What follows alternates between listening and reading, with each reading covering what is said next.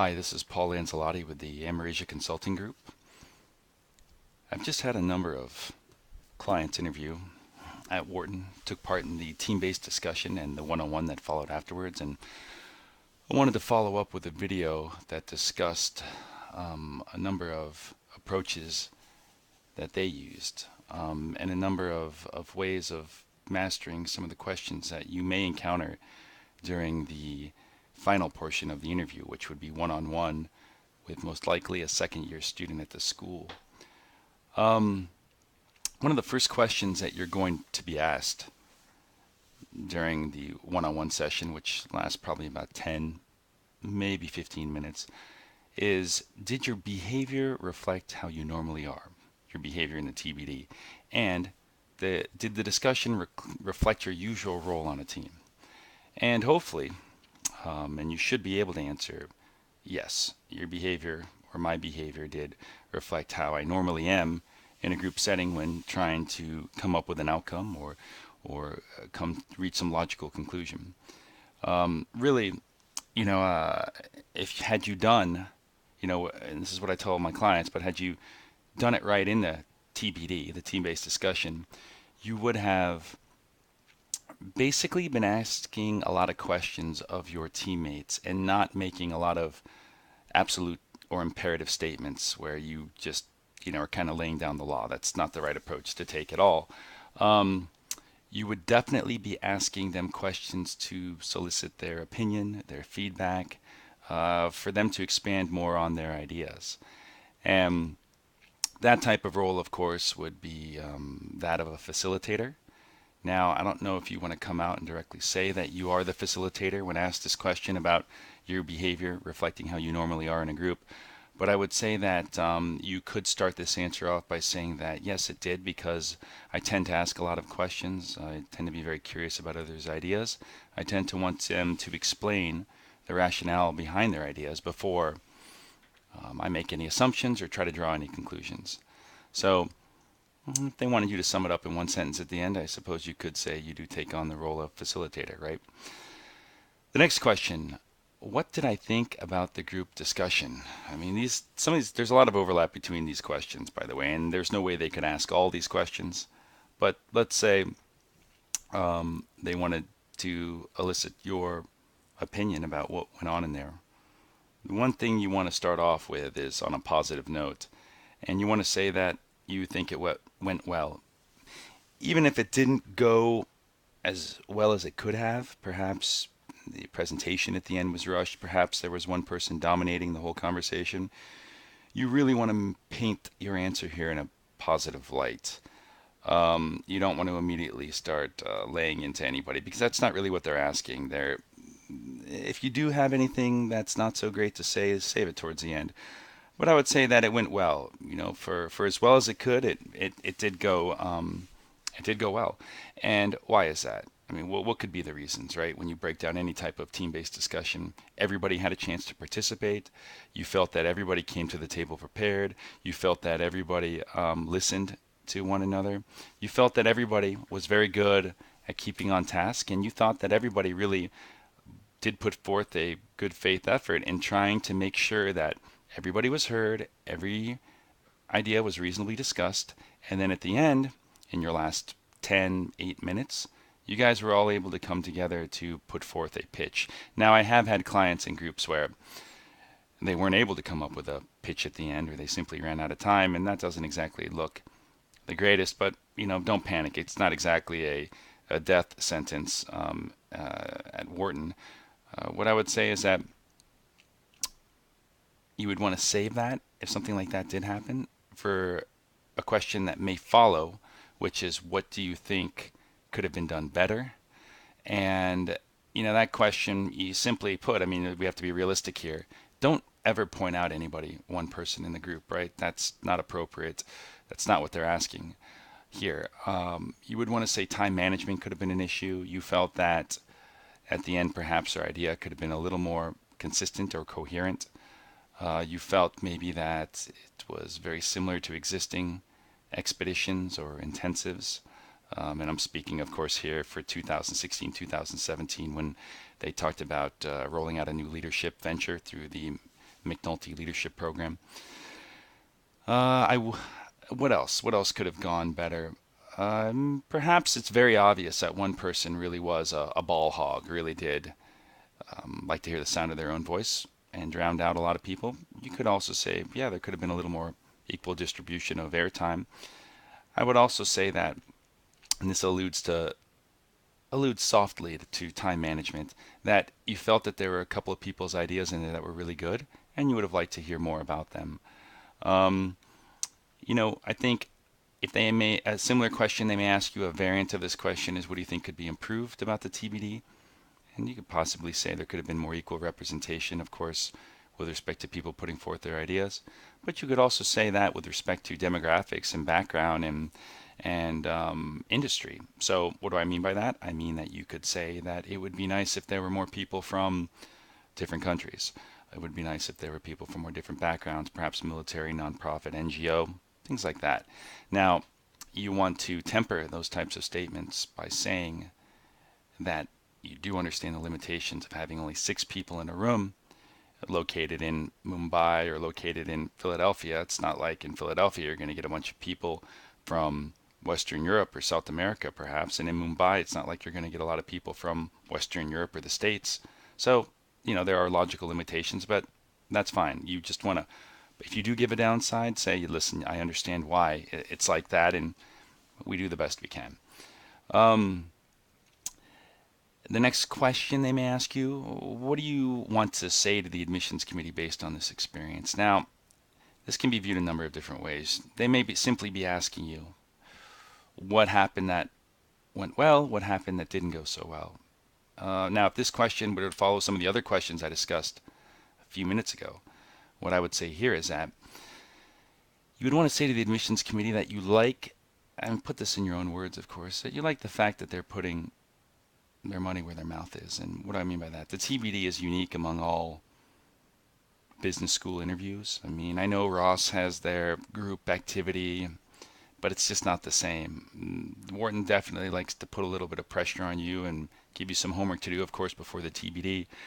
But I think what the structure of the TBD and the fact that it is unique is it's showing you that Wharton puts their money where their mouth is. They always claim to be a very innovative school that places a lot of emphasis into research and development and developing intellectual capacity or intellectual prominence. And here, what I see about the team-based discussion format is that it's very creative, it's very innovative, and it's very much a pragmatic. At the end, it's very much forward-thinking, but it's a very pragmatic exercise in having potential students, applicants, go through what it might be like in the Wharton classroom and come up with an idea that maybe they could use in the future at Wharton. But Wharton's all about knowledge for action. Remember that, it's very important, and you see it, a very tangible example here. And so I would say to the admissions committee, I like the fact that they're out there trying something new. It shows some brass, it shows some fortitude. What else is here? So, okay.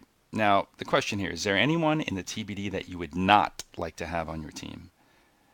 They've asked this only occasionally over the past few years, but it's out there, so I wanted to discuss it. This is not a good question. I really feel it's it's just not a good question for Wharton to ask. I think it's a trap, and don't fall for it. And here's how you don't fall for it. And let's be realistic here too, right? So our answers don't sound canned. Our answers don't sound like bullshit. You've only spent 40 minutes with 6 people or with 5 other people you've never met before. And frankly, a fairly intense pressure cooker environment. And you guys were tasked with filtering and distilling 6 ideas into one and then succinctly presenting that idea in the last 8, 10, 12 minutes. And that's a pretty tall order. And I think there is a potential for people to be very nervous and anxious, and for people to not necessarily put their best foot forward.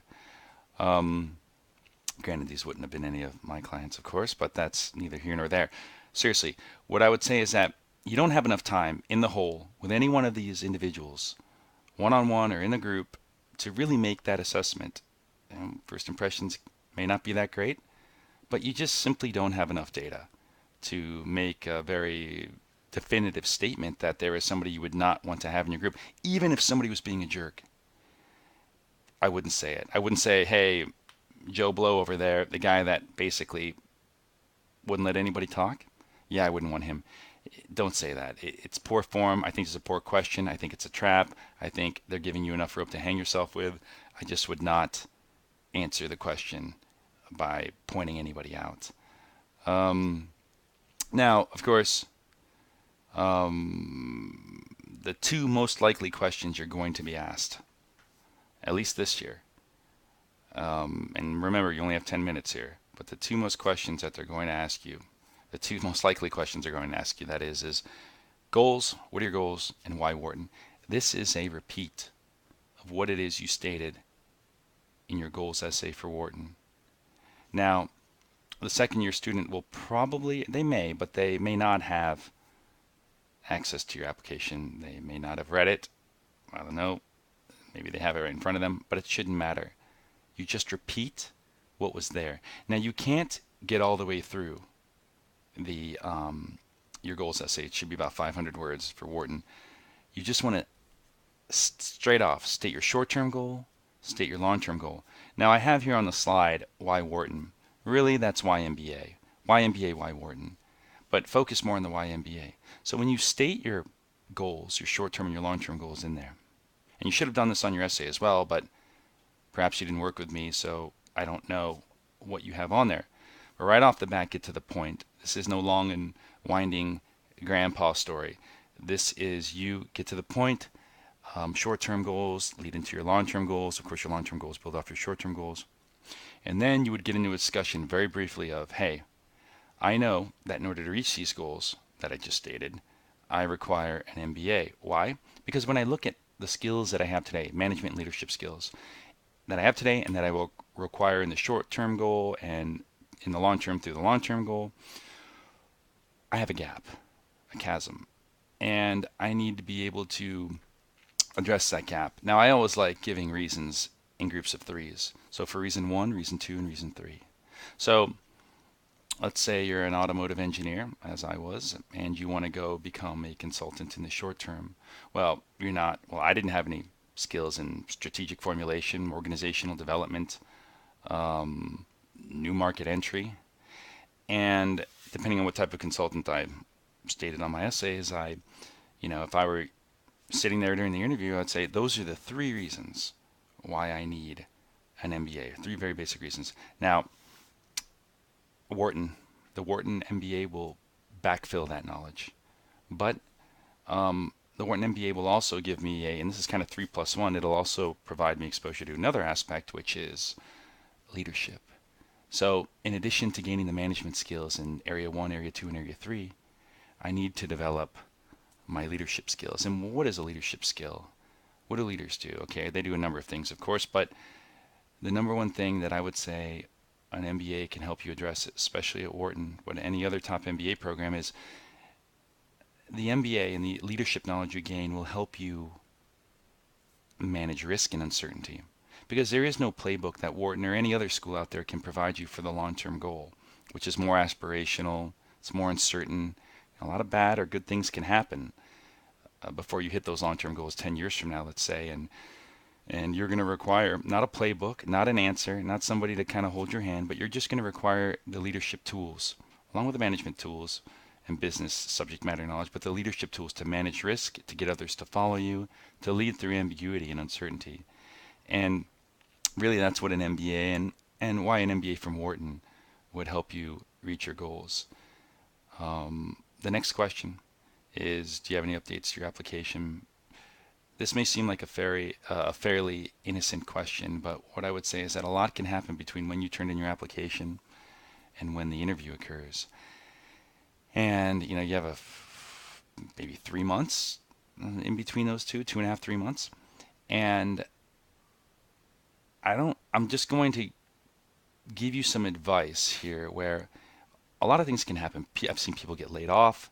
I've seen people quit their job. I've seen people get promoted, get a raise, whatever, assume a lot more responsibility. But should something bad happen, um, I don't know if I would necessarily discuss it here. If something good happened, yeah, sure, I got promoted, I got a pay raise. But if something bad happened, whatever that may be, something pretty bad, right?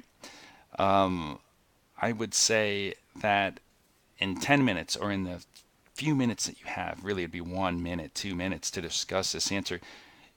The downside here is that you would open up a Pandora's box. I'm not advocating withholding anything.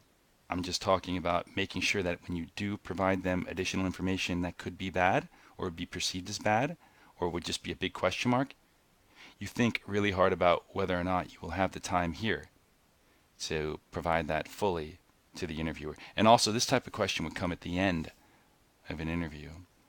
And let's just say you got fired. Um, it's a personal choice how you want to disclose that, but I would say here, um, you're going to end the interview on a lower note. So you always want to be forthright and honest, but you just have to make sure that you're given that ability to do so, which means the appropriate amount of time and space to get your message across. Anyway, moving on. So any questions you'd like to ask the interviewer, which is the last question here. I'm not sure exactly what happened to the slide here, but here we go. If we're back. But what I would say is, let's think about this. You could ask questions about the school. You could ask questions about their background. Why did they come to Wharton? What are they studying? You could ask questions such as, what's something everybody should know before they get on campus? Can you tell me a little bit more about the first year recruiting process? What obstacles have you seen international students encounter? What's the best place to live in West Philadelphia? Okay, great. But really, let's keep it more focused on, right now, you never want to ask a question like, well, the percentage of women has gone up by 4.5% over the last 2 years. Can you please give me some insight into why that is? I wouldn't ask questions that are that technical or that detail oriented. I would ask some questions that are about their experience. But I think an appropriate question here at the end, and one that I often wonder about is, I really do, is what do they do with all these ideas that come up in the TBD? This year it's Leadership Ventures. Last year I believed it was a conference. A year before that it was a course or class they're supposed to come up with. A year before that I believe it was $1 million donation that they needed to assign or allocate, and what's the best way to do that? Well, they get a lot of ideas and through these team-based discussions. So, whatever happens, do they ever implement any of them to their knowledge? Maybe you won't get an answer, maybe you will, but I think it's a good question. I think it's one worth asking. It's one that I want to know. So if any of you actually find out, email address is right there on the bottom of the screen. Send me an email, let me know. Anyway, that's it for now. I didn't go into covering the resume walkthrough. I'll probably do that in another interview. But regardless, if you're looking for any assistance with the MBA application process, send me an email and I will do my best to find you the right person or speak to you myself. Again, I'm Paul Lanzillotti. Thanks for joining me, and hopefully I'll see you again sometime.